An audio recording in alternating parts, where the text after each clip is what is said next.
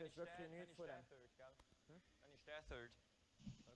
Nicht so viel, du musst noch das da hinbewegen, dann kannst du wieder von dieser Seite. Dann hast du den Shooter da, dann haben wir beide Seiten wieder. Ja, aber ich meine nur, wenn irgendwie Ich will noch nicht fest auf den schauen, weißt du? Es sind noch so viele Steine. Ich habe das Gefühl, wir müssen schauen, dass wir von beiden Seiten Optionen haben. Hey, buddy, what's going on? wenn du einfacher findest, können wir den spielen. Von mir ist gut. Ich finde beide gut. Wir können auf den probieren eigentlich. Ja. Aber auf die Zielline. Ja, voll. Fast Nase eigentlich tappen. Ja. So, T-Line.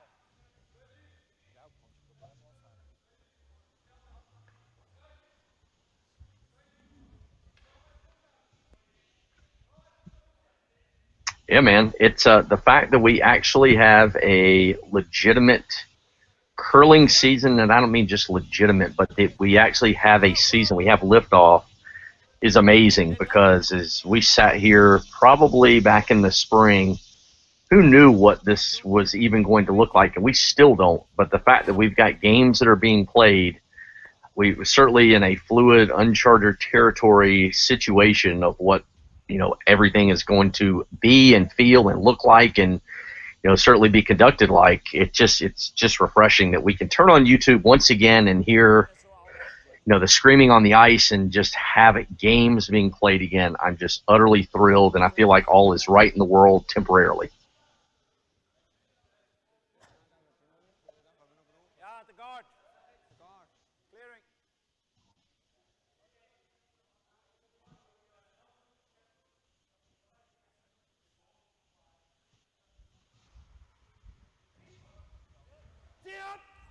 Yeah, exactly. Mid-March, we got, it's home a week from the Briar, and with the sports world shut down literally a week later, and not even a week later after it was probably 4 days after the Briar ended. It ended Sunday, and then it was that Wednesday night is when we really started seeing everything changing. 13th of March is what stands out in my head, that Wednesday. I think if I got my dates right. But anyway, we're back up and running and watching the Raptors game right now. We've got bubbles that are Briar and constructed. The NHL, the NBA, who knows what football is going to look like, but we obviously are getting our first taste of curling. And the funny part is I'm looking and watching the games Wednesday night, being played in Switzerland on YouTube, like you and so many other people. Everything changing, and not seeing mask and not just seeing one sweeper. Some things that we thought that might be the case when it came back to competition. We're not seeing those things. We're not seeing mask, and we're not seeing teams having to play with one sweeper. So, look, it's just awesome to have it back, and good luck to all the teams there, especially good luck to all the teams traveling to and for, especially with Baden coming up next week. I know we'll touch on that. Clearing. No. I have to hit it here. Ja, bleib nicht am Shot hängen. Was?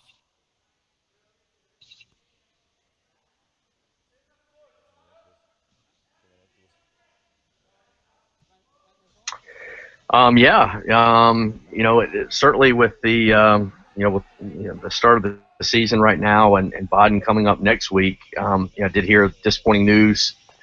Just 2 days ago, some of the Scottish teams aren't going to be able to make the trip over to Switzerland to play at Baden. Disappointing to hear that, but certainly understand the current COVID situation and the need to be careful. I will say it is refreshing to see other countries being far more careful, and I don't want to open up Pandora's box here, but far more careful than the current state of affairs in the United States where I reside. So I'll just leave it right there. Yeah, I think that's really something going on here. I think I fixed the auto problem. Just got to take some of it out of my ear because it's echoing. But I added a new microphone, so this is what's going on now here. Hey, shout out to Silly Robbie. Yeah, thanks for all the help to the guys in the comments window there. We will be taking some questions, so feel free to fire out as you see them. So just to introduce what we're doing here, the Splitting the House podcast is our new endeavor here at CurlingZone. I'm going to be doing interviews, trying to cover more curling news stories, topics as everything's going on, from events that are going on. We've got the Schweizer Cup in Switzerland that's taking place this weekend. The Baden Masters is supposed to go next weekend, but I already know several teams have had to withdraw due to travel restrictions. We've got a number of interviews in the bank already. I've talked to Sarah Schuster about the U.S. Club Nationals, and that's likely to come sometime over the weekend, where just about every athlete and a number of people around the event came home with COVID. So it's definitely something we're going to have to concern ourselves about as the season goes on as well. Yeah, is there any way would you have me, and I've begged a couple of guys and a couple of teams I work with, would you guys have me and my family of 4? We would love to move across the border and take up full-time residence in Canada and just leave the U.S. behind. I would certainly do that in a heartbeat right now, Jerry, and not look back. Yeah, well, you know what? There's so many good things about your country, too, that I think you're going to miss it after a while. And, I don't want the rest of your compatriots to disown you at this point either. Though, well, at least we have an election coming up in November. I'm sure you can, you're worthy of being a Canadian, considering you survived North Battleford in January, Yorkton in January, that kind of weather. Twice. Actually, no, let's see. Saskatchewan 3 trips. Well, I guess if you count February. So it would be, I was going to say twice in January, which is true. But if you throw in Moose Jaw, the long journey we had from Spokane, Washington, 13 hours back in February. God, I would, you know what, given the current state of affairs, I would do that 13-hour drive once a week right now for curling, just because just to let our fans in on this. I'm not sure the story is out there as much as we'd like, but we ended up doing an interesting road trip this winter where Rory McCusker and I drove from Regina to Spokane, Washington to cover the U.S. Nationals, met Price there, and then Price joined us for the road trip back to Moose Jaw, where we covered the Scotties. And up through the mountains in the middle of the night, snowstorm, and we got the guy from South Carolina driving us. Yeah, see, that was the interesting part, is that I took the first leg because I'm not the night owl like you and McCusker are, but the fact that I had the first shift and drove after we dropped Matt Rudig off at the airport to fly back to Arizona, that I had the first shift and I drove the first 4 hours through the driving snow. I drove us across the border up through Idaho into British Columbia, through the driving snow, 2-lane road, passing Moose, and it's me, the dude from South Carolina, that's driving, and I got 2 Canadians asleep in the car. Something was totally wrong with that picture. Confident at the time of your winter driving. Oh, I was fine. It was, let's just put it this way, that was a cakewalk compared to the drive from Rochester up through Watertown into Ontario for the Scotties, or for the Brier back in March. That was a much tougher drive with that snow coming off the lake. Yeah, so that was your one of your other trips this year, heading to the Brier in Kingston. Your original flight, like many other people's, got canceled, and you found alternative travel, landed in Rochester, and then took a car up the east side of Lake Ontario, which, for anybody from Buffalo on the east side of Lake Erie, anybody on the east side of Lake Huron or up in the Lake Superior knows that's where all the snow squalls come off of. Yep, but I do miss Saskatchewan. God, I love Saskatchewan. Not to play favorites. I certainly miss the people there, but one thing I miss is Rider football, and I'm going to miss it certainly miss it this summer already, as we would be, a good month into the season, month and a half into the CFL season. Yeah, so that's one other thing about you coming to Canada all the time. You've turned into a big CFL football fan. Love the Riders, man. Unite and green. Something our friend Devin Haru, who's right there in London, I believe, doing a story on something else. The Rider fandom rubbed off in a major way, with all the trips out there. And, it's probably the closest thing to, the passion of college football, here in the States is the Rough Riders in Canada. It's probably the closest thing, just with the rabid, the passionate fan base. Haven't seen anything like it when it comes to the other CFL teams. I know Winnipeg would probably certainly be right in that category too. But there's something about the Riders where it just feels like college football, something that's a staple, not far right where I live, in the heart of where I live. I think a lot of that comes from Saskatchewan as a province has long time been an exporter of people. People would travel to Alberta, to Manitoba, Ontario. So you kind of get a feel for Riders fans and that Riders magic all across the country.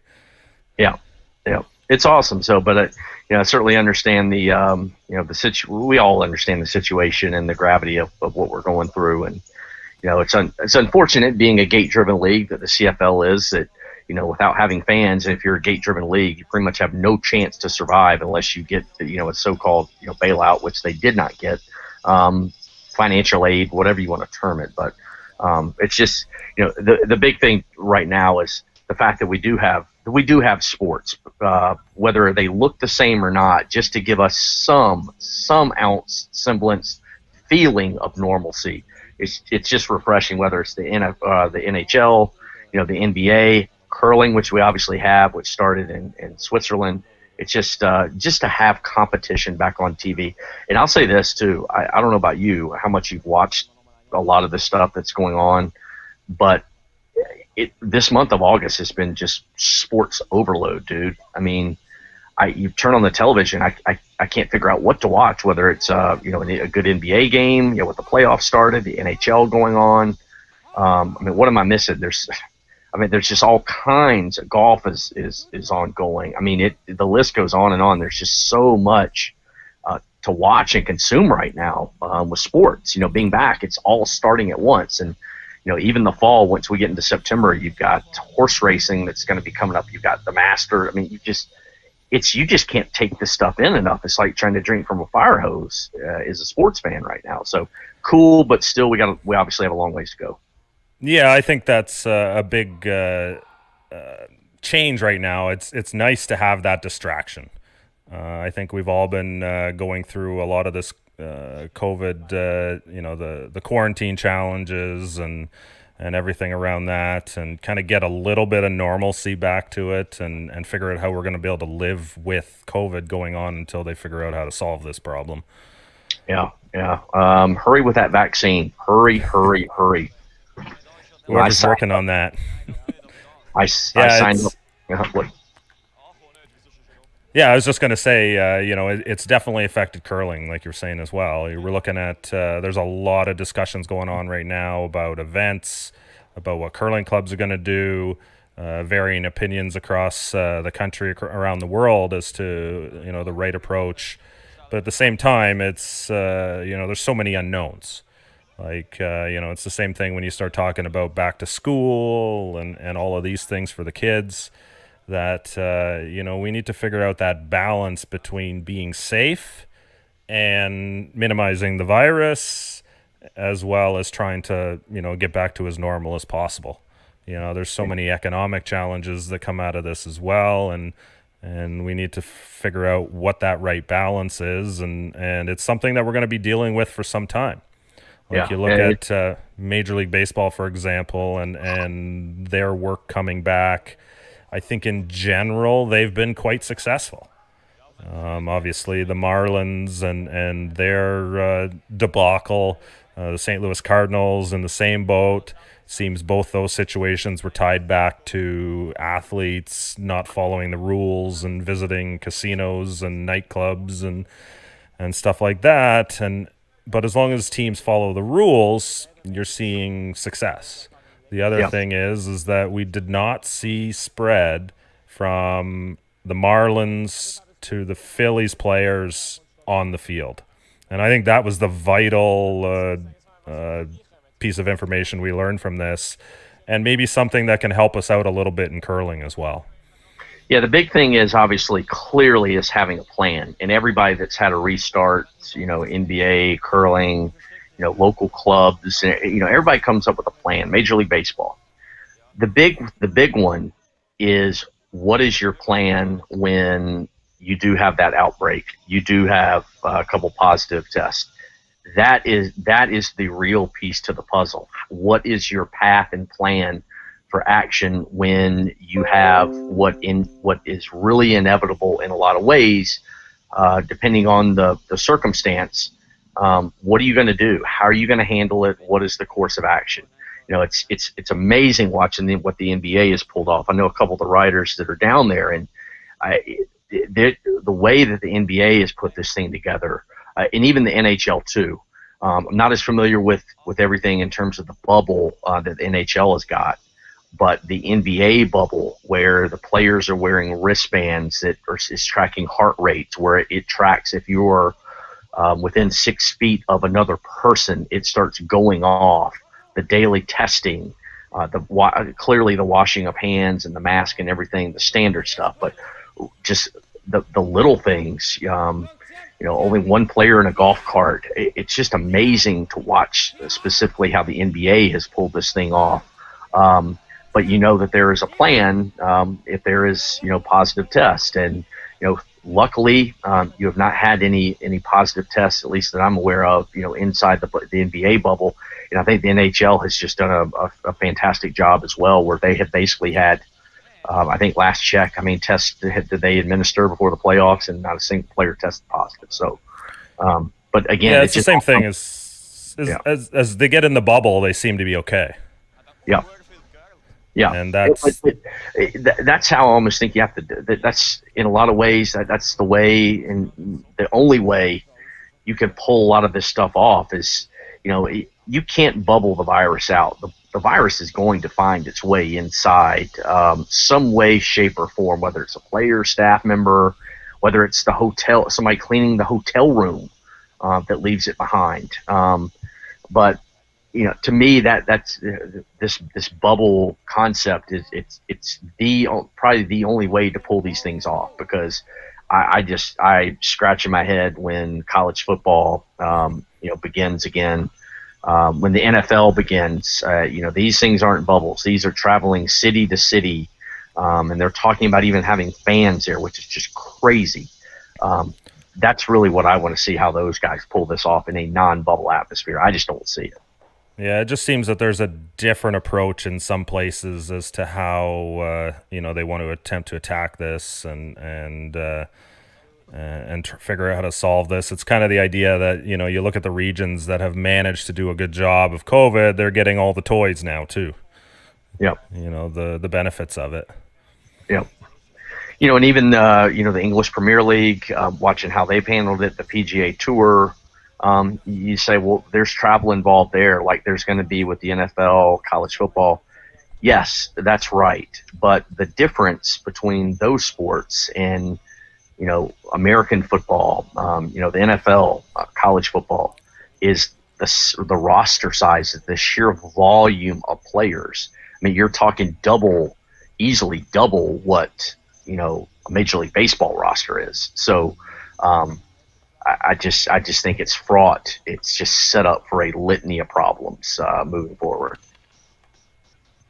Yeah, I think that's a real challenge for sure. Yep. We look at where curling is. We've got the Schweizer Cup.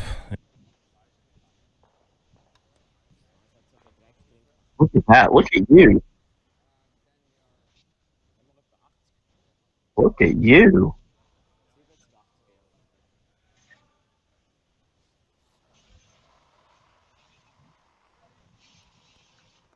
Richtig gut. Olli.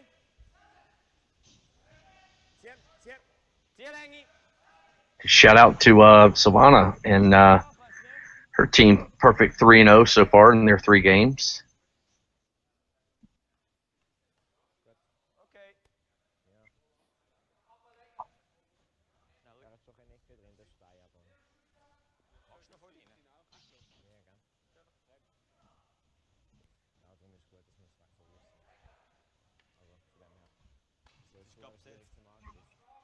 Ich glaube, besetzt, der Stoll ist weggegangen.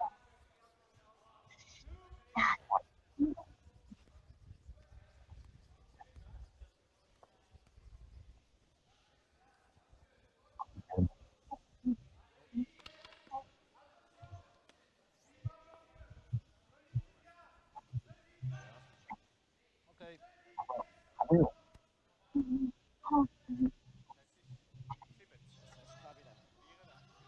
Sorry, Jerry. Little guy just had some questions looking for an Uno partner.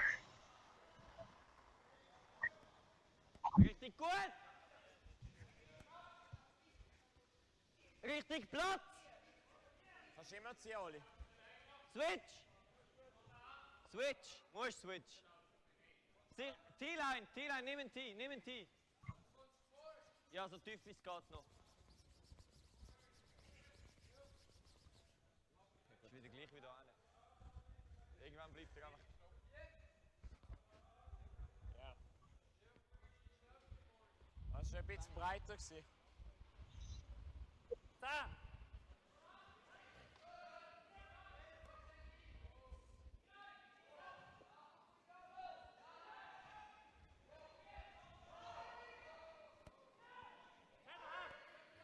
Oh!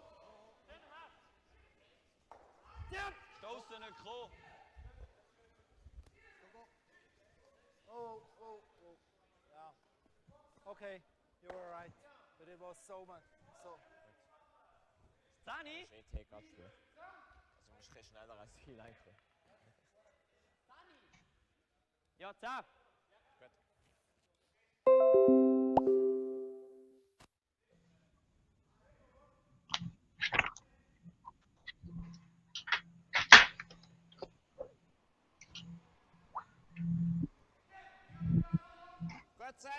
Trying to get my son Ben over here to make a cameo here on the inaugural show, splitting the house that you've. Come on over here, please. Still working on some of the technical issues here on our first episode here. Looks like my audio is back again. Yeah.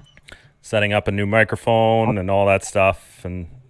But yeah, just talking about in Switzerland. They're about a month or 2 months ahead of us right now in Europe. And when I talk about us, I'm talking about here in North America. The virus passed through there a little bit before we did.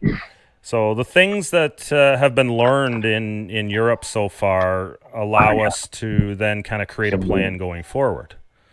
The Schweizer Cup here, which is Switzerland's version of the Canada Cup. It's an event set up for the best teams in Switzerland to compete against each other. In previous years, they've had things on the line like spots into the World Cup events and so on. So you've got Tiernzoni's 3-0. Elena Stern is 2-1 right now.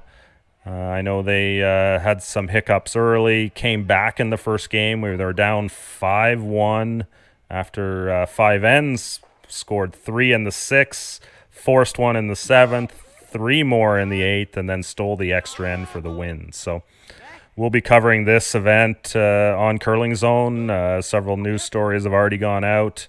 You can find the link to the streaming there, or if you just go on YouTube and search for Swiss Curling, you'll find this on their YouTube channel. I want to say a little shout out to Ben there.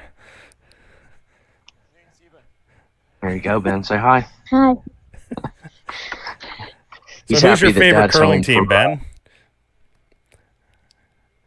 You got one yet? Who's your favorite curling team? No? Who would it be? No. Being a little shy. Stage fright. There you go.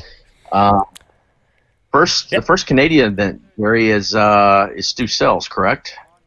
That's what it appears to be at this point. So this Stu Sells Oakville is been moved back to end of September. It's scheduled for September 25th to 27th at the Oakville Curling Club. It's this is part of the challenge of trying to get curling off the ground again. We've been Yep. working closely with the Oakville Curling Club. Chris Way's the manager there, and they tried to get a league going, a triples league, but obviously that didn't work out. So their summer league has essentially been canceled now. But part of the discussions is for the club to be viable, they still need some of their events to run. They still need the things around curling to work. And, that is just getting curlers on the ice is only part of the problem going forward. So if you were to put a percentage or odds on Stu Sells Oakville at the end of September, a little over a month from now, what would the odds that you would put on it happening, it being a go as kind of the event director manager? Yeah, I'm not sure at this point. It's hard to even guess, to be honest, because there's so many things out of control here. Sure. I know Oakville just got to the point where they can have groups of 50. The province of Ontario here in Canada is gone that route. We call that stage 3 about a month ago now. But the Toronto area and a couple other cities were actually delayed in that. So they were 2-3 weeks behind the rest of the province. And so what that does for the event is that means 50 curlers on the ice, which on an 8-sheet club means we can use 6 sheets. 6 games of 8 athletes, and you're looking at 48 right there. Yeah. And the other thing is that these cohorts are not supposed to intermix, so that doesn't mean you can run 12 teams on, 12 teams off, all part of the same event.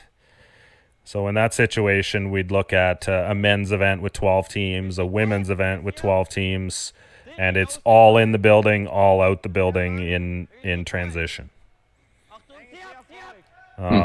Masks will be required on the ice as part of the mandates that are in place right now in the province. It's one of the real challenges when you start thinking about curling and a lot of the stories that come out. There was a news article from a study out of Germany that I got sent to me yesterday, where essentially it's a study about meatpacking plants. Yep. But it's the same sort of atmosphere and interactions as we have in curling.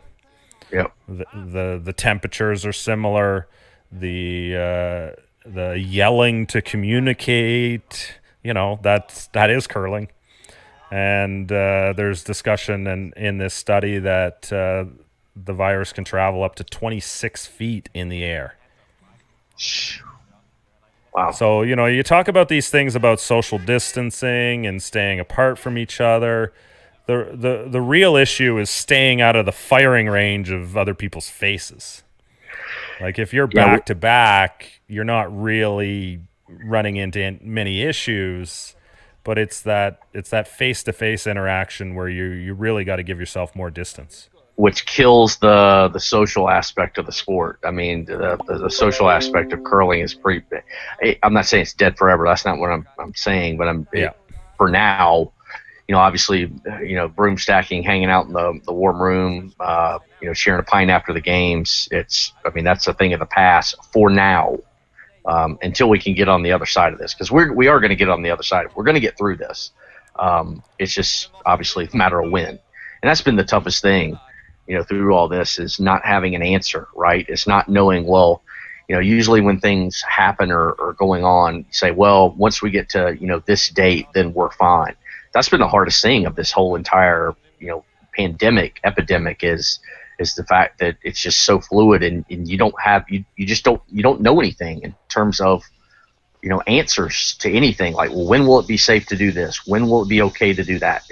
There's just, nobody knows. And so, that's been probably the most difficult thing is the unknowns. Yeah, exactly. And that's what it all kind of comes to with trying to plan out a season as well.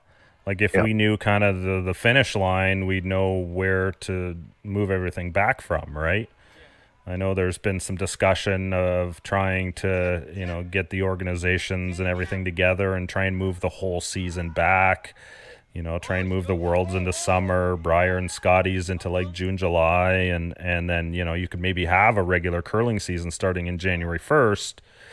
But at the same time, there's no guarantees we have any solutions by then. Yeah, I mean, far be it for me to speculate, but I mean, I guess that's what we'll do right here. But kind of the biggest first thing I've got circled is I know we've got small events that have been canceled. There's some that are going to try and go, but it's the the Europeans, coming up in late November. Is that going to be able to? Are you going to be able to play that? I have real serious doubts. Again, I don't want to speculate that it is or it isn't going to be a go. Obviously, we're watching curling in Europe right now, but I just have. I mean, if the current situation and in basically a 2.5-3 month period, COVID's not going to be eradicated from the map. It's still going to be there. I have a hard time believing that Europeans is going to be a go as it sits on the calendar in late November right now, Jerry.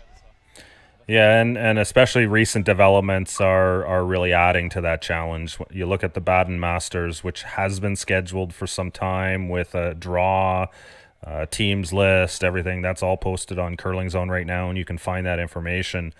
But unfortunately, they've kind of backed off or increased some of the restrictions in Europe, and now the Norwegians are not allowed to travel.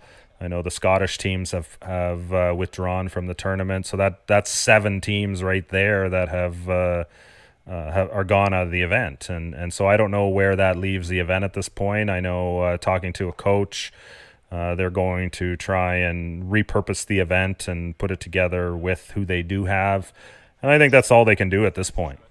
Yeah, we obviously wish a lot of things, but I wish we had even a sheer fraction of the resource financially that these major professional sports had for our sport, where you could put, you could afford. I don't want to say you could put, but you could afford. You have more flexibility, you have more cushion to absorb financial losses, but still at the same time, you could set up these made-for-TV, events as a backdrop, because obviously that's what the NBA bubble, that's what the PGA, that's what English Premier League. I mean, we could do that with curling, but it's just the resources just aren't there, to not at the same level for sure, right? You look at the real problem we have in curling, and it's not this is not unique to curling, but the money part is. Like you look at baseball, you look at hockey and basketball. Those sports all are getting cases, but they have the financial resources to manage it. Right. When you look at curling, a positive case, you get to 3 tied to a facility, and that means a curling club may have to close for 3 weeks to a month. And then all of a sudden, the financial implications of that on a curling club are massive. Their members are not going to be able to be playing. There's no revenues in that case. There's obviously the costs of managing the problems around it. So the reality is, curling, we have to be perfect. Yeah. One bad event, one bad week in a curling club, and all of a sudden now nobody's going to want to host any of these events, and there's already a number of curling clubs that are either asking their members to only play at their curling club this year, so that means no bonspieling, no traveling to other clubs. There's some others that are restricting play to specific leagues and stuff. No outside events being hosted inside the club. So, we're really seeing some interesting responses to this. There's a number of curling clubs, a small number, that are already curling. The Pittsburgh Curling Club has been playing for almost 2 months now. So I'm glad that nobody knows that, because it means there hasn't been any cases that have come out of that yet. Yeah. They're wearing masks. They're following social distancing rules. They've adopted a lot of the guidelines that Curling Canada and USA Curling's return to play guidelines are in place. And so, that's a good sign. The Ledoux Curling Club just outside of Edmonton, I believe, just came back this week. Morris Curling Club in just outside of Winnipeg is also got ice open, and they're doing some curling there, some training there, and as well. Just to give you a little score update here, Jerry, just because I knew you were dying to know, Raptors up 28 with about 4 to go on Brooklyn, about to go up 3-0 in the series. Nice. It's going to be a fun run again this year, hopefully. There's no denying Nick Nurse, the way he coaches that team, fantastic. Just he's a bit of a genius out there. Yeah, he's a very, very good coach, and the post-Kawhi era would not be crazy at all to see Kawhi match up with his old team, the Toronto Raptors, in the finals. I doubt that happens, but it certainly could. Well, we'll see. That'd be a lot of fun. So we got our first North American event coming up, the U.S. Open in Blaine, Minnesota. I know John Benton's been working hard to get that event off the ground. We've got a couple U.S. teams there that are more well-known. Corey Christensen's team, Corey Dropkin is playing, and looks like Rich Ruinen's side is also signed up to play. I know you look at some of the states and some of the craziness going on. It looks like Minnesota is not that bad off right now. Yeah, they had a. I'm sure they probably got somebody tuning in right now from there, but they were doing very well in a lot of the. Is where it was a couple weeks ago is where the southeast portion, like where I live, South Carolina, Alabama, North Carolina, Tennessee. These were really the worst spots.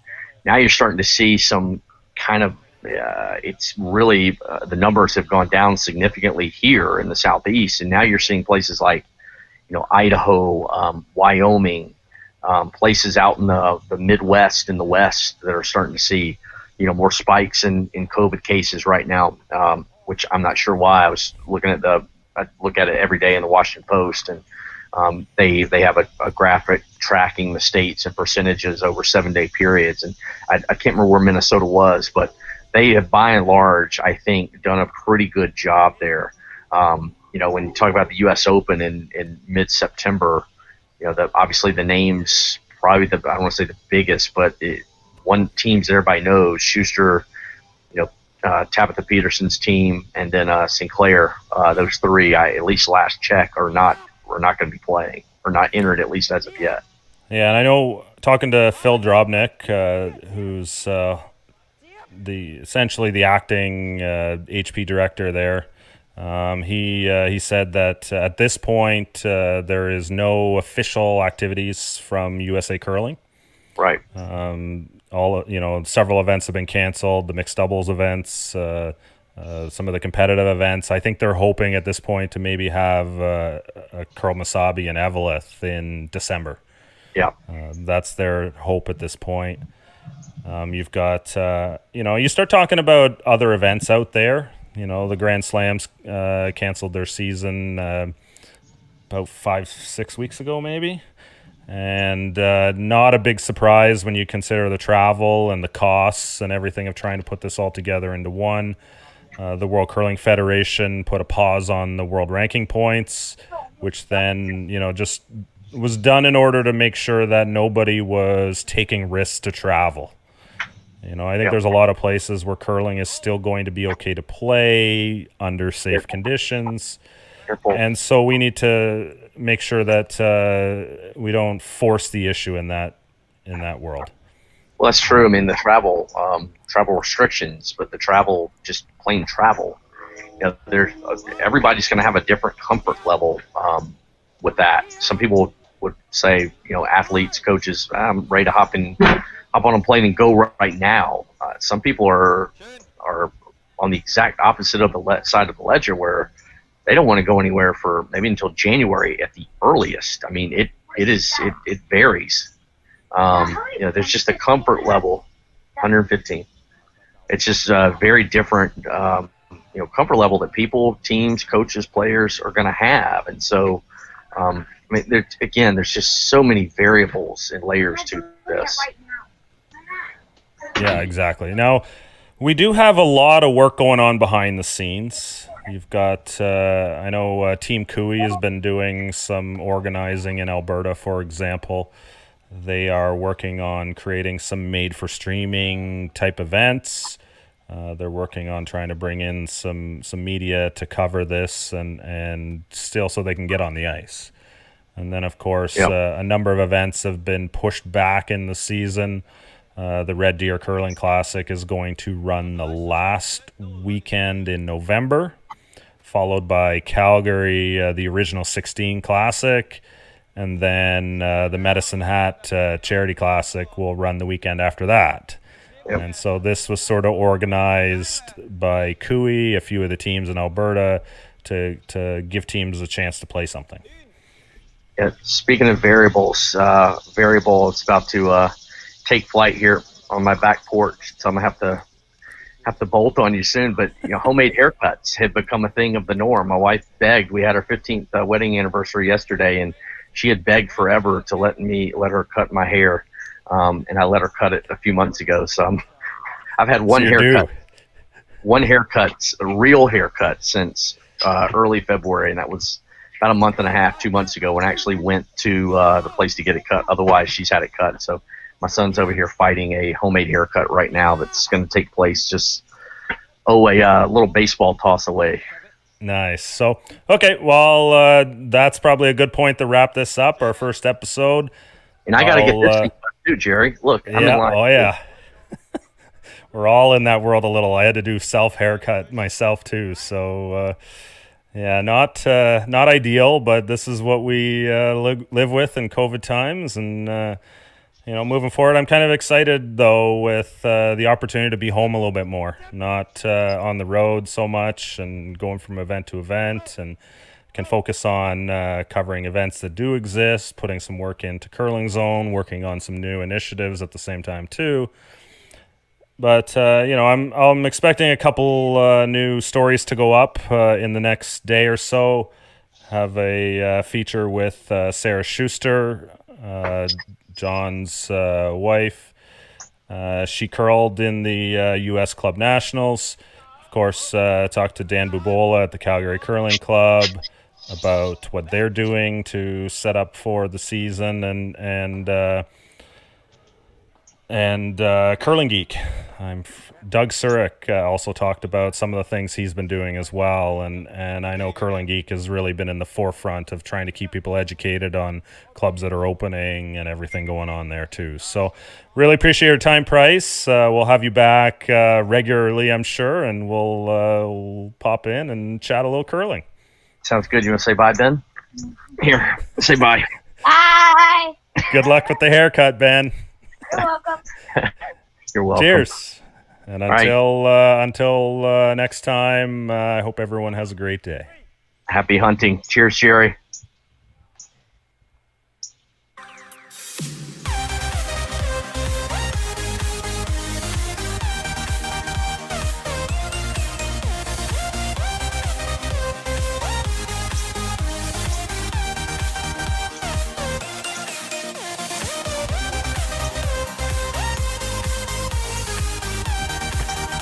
We done, Jerry?